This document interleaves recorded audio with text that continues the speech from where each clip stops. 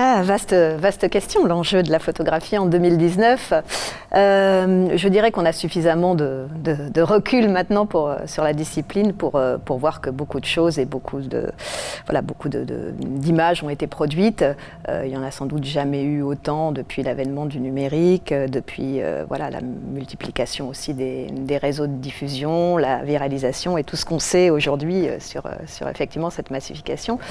Donc comment y voir clair face à tout ça? Je dirais que pour moi, en tout cas par rapport à ce que j'aime en photographie, ce que je peux défendre en tant qu'éditrice, on est un peu arrivé à la fin de ce que j'appellerais l'illusion documentaire, c'est-à-dire le pouvoir de la photographie, de témoigner, de faire preuve, etc. Pour moi, c'est désormais terminé parce que manipulation de l'image, parce que je viens de le dire, flux d'images. À l'inverse, je crois profondément à la capacité de la photographie à faire récit. À raconter des histoires et c'est là pour moi que se situent les écritures qui m'intéressent aujourd'hui dans le champ photographique. La photographie, elle a ce pouvoir de questionner, de faire se questionner et c'est ça que moi j'essaie de détecter quand on me présente un travail photographique. Ce qui n'a aucun rapport avec le principe de photographier la réalité ou comme je le disais, ou la photographie documentaire, mais c'est la sincérité dans la démarche. Celle-ci peut être complètement fictionnelle ou autofictionnelle ou peu importe, ou très intime, etc. Mais même dans l'intime, il y a à mon sens cette sincérité.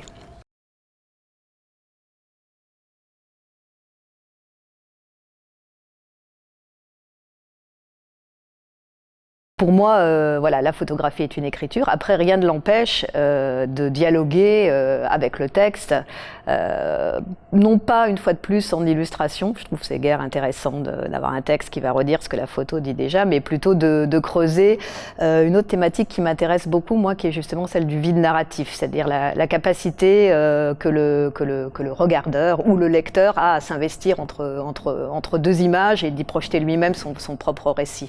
Voilà. Et le texte peut venir aussi en interstice pour compléter, pour prolonger, voire décaler, voire être complètement en opposition avec la photographie. Voilà, c'est ce frottement, ce sont ces frictions qui m'intéressent dans le rapport du texte à l'image. On est sorti, je pense, effectivement, de cette ère de la monographie, j'ai envie de dire, qui était un peu rétrospective et qui consistait à une sorte de catalogue raisonné où on prenait le meilleur d'un photographe. Et là aussi, moi, les livres vers lesquels je m'oriente, ce sont des livres qui font récit, qui ont une narration, qui racontent des histoires et qui allient aussi, je dirais, le fond et la forme. Parce que de la même manière qu'on doit se singulariser dans le fond, on doit aussi se singulariser dans l'objet. C'est-à-dire des choix de matériaux de couverture, des choix de papier, des procédés d'impression qui se sont grandement améliorés. Je pense par exemple à Denis Bria, dont on vient de publier la monographie, qui fait partie des collections du FRAC et qui sera bientôt exposée pour enfin une grande rétrospective à la BNF dans quelques jours. Denis Bria, c'est de la gravure photographique, de la gravure de tirage noir et blanc. Forcément, en offset, on n'arrive pas à reproduire ça. Par contre, on a cherché avec l'imprimeur, et ça c'était passionnant, et on a cherché aussi avec l'artiste, par des solutions d'encre supplémentaires, de qualité d'encre, de vernis extrêmement sélectif, par un travail de photogravure extrêmement sophistiqué, à restituer en offset les parties mates et brillantes qu'on trouve dans sa gravure photographique. Donc c'était un véritable défi, l'impression a duré très longtemps. On est arrivé à quelque chose qui semble satisfaisant à l'artiste et à l'éditeur, qui certes n'a rien à voir avec le tirage original, mais qui en est une interprétation propre à la forme livre. Après, je dirais que toutes les séries photographiques, tous les travaux ne font pas forcément des livres. Et ça, je pense que c'est important aussi de se poser cette question. Cette narration dont je parlais, ce récit, parfois, est beaucoup plus évident à composer sur des simesses que dans un livre. Alors, tous les photographes n'ont pas le même rapport au livre. Il y a des photographes pour qui, justement, le livre est, je dirais, presque l'objet principal. Je pense à quelqu'un comme Stéphane Duroy, qui est un photographe contemporain que j'aime beaucoup, et pour qui le livre est le terrain d'expression favorite. À l'inverse, d'autres voient plutôt le livre comme un objet en complément, et l'exposition reste la plus importante. Le rôle de l'éditeur par rapport à ce rapport-là, il est délicat. Moi, il est vrai que j'aime bien partir d'un matériau brut avec le photographe et de construire tout ça ensemble. Alors évidemment, il en est l'auteur. Mais je considère aussi qu'à partir du moment où on fait le choix d'un éditeur, on fait aussi le choix d'entrer dans un catalogue et qu'il y a un nécessaire dialogue qui doit s'instaurer. Évidemment, ça reste avant tout le livre de l'auteur et le photographe, mais ça devient de fait aussi un peu le livre, enfin ou même carrément le livre de l'éditeur. Donc c'est une sorte de mariage qui généralement se passe bien.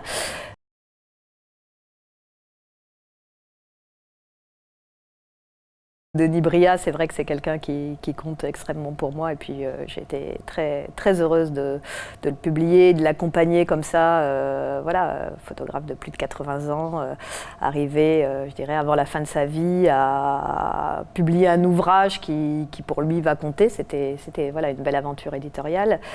Il y a d'autres photographes que j'aime beaucoup qui m'ont marqué. Je parlerai peut-être après de ceux que j'ai pas publiés, mais dans ceux que j'ai publiés, ça a été aussi une grande joie de publier Jane Evelyn Atwood, photographe documentaire américaine, dont on a publié récemment Pigalle People, qui est le travail qui était un peu resté dans les tiroirs qu'elle avait fait auprès des transsexuels de Pigalle dans les années 70. Donc ça aussi, c'était magnifique de travailler avec elle. Et après, dans les photographes qui m'ont marqué, si je dois en retenir qu'un, qui est peut-être lié aussi à son décès récent, c'est Robert Frank, d'abord parce que c'est The American dont on dit, et c'est vrai qu'il est peut-être le premier livre photo comme ça, reprenant un peu reprenant même carrément ou inventant les codes contemporains du livre.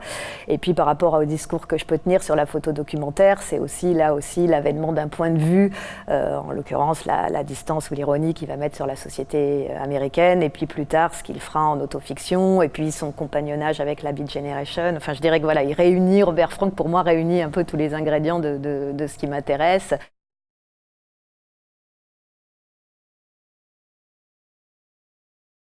Il y a beaucoup d'artistes qui me plaisent dans cette collection. Non, je la trouve, ce qui me frappe, c'est qu'elle est extrêmement équilibrée. À la fois justement dans toute cette génération des Sudre, des Bria, qui avaient été exposés par exemple au MoMA dès les années 70, on l'oublie trop souvent, mais Sudre et Bria étaient partis à New York à une époque où il n'y avait pas tant de photographes français exposés là-bas. Donc on les retrouve ici avec aussi Jean Dieuze, le Château d'Eau, Toulouse, etc. Bon, c'est toute une génération de photographes français qu'on a peut-être un peu trop vite oublié, et je suis assez heureuse qu'aujourd'hui ils retrouvent une place dans l'histoire de la photographie française. Et puis à côté de ça, il y a beaucoup d'écriture féminine, ça je trouve ça très bien évidemment, Laura Hainaut, Marie Beauvau, Suzanne Lafont, etc. Je trouve ça bien parce qu'en plus c'est des acquisitions qui ne sont pas forcément récentes, donc c'est bien de voir que cette préoccupation a été à l'œuvre au FRAC depuis déjà un certain nombre d'années. Des noms incontournables aussi de la photo contemporaine, que ce soit des Valérie Jouvre, des Moulin, etc. Une place aux Marseillais aussi que j'apprécie. Je pense à André Mérian, à Franck Pourcel ou à Lionel Roux qui est un peu plus loin en Camargue. Donc je pense que c'est important aussi, et c'est tout comme pour un éditeur, je pense pour un FRAC, de s'intéresser aux artistes locaux et de contribuer aussi à leur donner une visibilité, alors que parfois c'est l'histoire du cordonnier qui est mal chaussé. On a tendance à aller voir ailleurs et à oublier un peu ce qui est à côté. Et puis d'autres noms comme Plossu, etc. Donc oui, ce qui me frappe, c'est son équilibre, et puis l'absence de dominante, où parfois sur des collections on a une écriture, une veine qui est creusée, qui est certes bien creusée, mais qui est un petit peu comme ça monolithique, alors que là je trouve qu'on va dans plein d'écritures et de regards différents, et c'est pour moi la principale qualité de cette collection.